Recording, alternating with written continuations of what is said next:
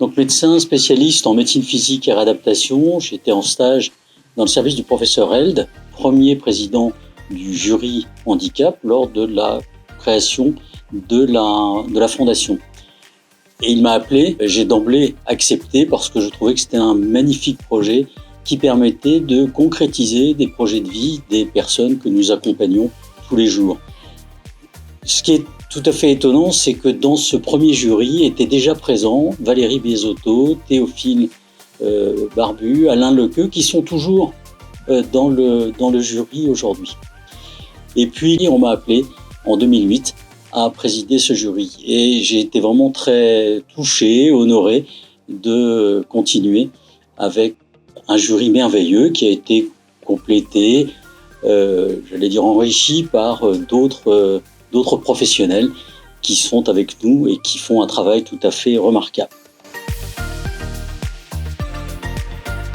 Donc une histoire de 30 ans s'est faite de rencontres.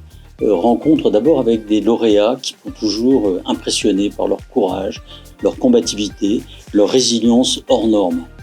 C'est aussi la rencontre des autres membres du jury, dans leur qualité, dans leur conscience, presque professionnelle.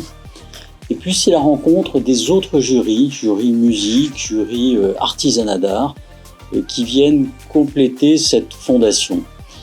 Et puis enfin, parce que sans eux, la fondation n'existerait pas, c'est toutes les gens que j'ai pu rencontrer à la banque, les administrateurs, les présidents, qui nous ont toujours fait une confiance totale dans nos choix et l'accompagnement qu'ils faisaient de nos lauréats.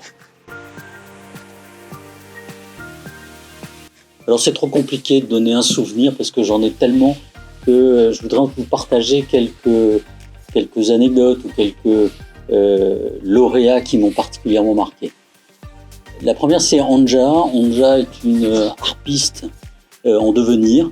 Lorsqu'elle est victime d'un accident paraplégique, elle ne peut plus jouer de la harpe. Et nous allons l'aider à la conception, financement, réalisation d'une harpe adaptée. Et premier souvenir merveilleux, c'est Anja avec sa harpe adaptée, jouant avec Marielle Nordman lors d'un concert à Bagatelle. Deuxième situation qui m'a un peu bouleversé, c'est Manuel. Manuel est un jeune qui est amputé d'une jambe à la suite d'un accident de moto, qui ne peut plus poursuivre sa carrière qu'il envisageait au baseball et qui se reconvertit vers le golf, curieusement. Et il va devenir un joueur de golf dans le milieu du handicap, un des meilleurs au monde, et même parmi les valides. Manuel est lauréat, on l'accompagne, et lors de sa troisième renouvellement de sa bourse, il nous appelle en disant voilà, j'ai donné la moitié de ma bourse à un jeune en Afrique du Sud parce qu'il avait aussi des difficultés. Et ce côté de se dire je me tourne vers les autres, j'ai eu la chance de bénéficier de la fondation, je me tourne vers les autres, j'ai trouvé que c'était quelque chose d'admirable. Enfin, un dernier souvenir, c'est celui des 25 ans, de l'anniversaire des 25 ans de la fondation. On s'est retrouvés un soir, toute la grande famille de la fondation réunie, les 3 jurys, des lauréats du jury handicap, mais aussi de la musique, de l'artisanat d'art, sur scène, à présenter ce qu'on a fait. On était tellement heureux d'être tous ensemble que c'est aussi un souvenir mémorable pour moi. Vous avez un projet, vous avez du talent, vous pouvez devenir lauréat de la Fondation Banque Populaire. Nous serons alors à vos côtés pour la réalisation et la concrétisation de votre projet.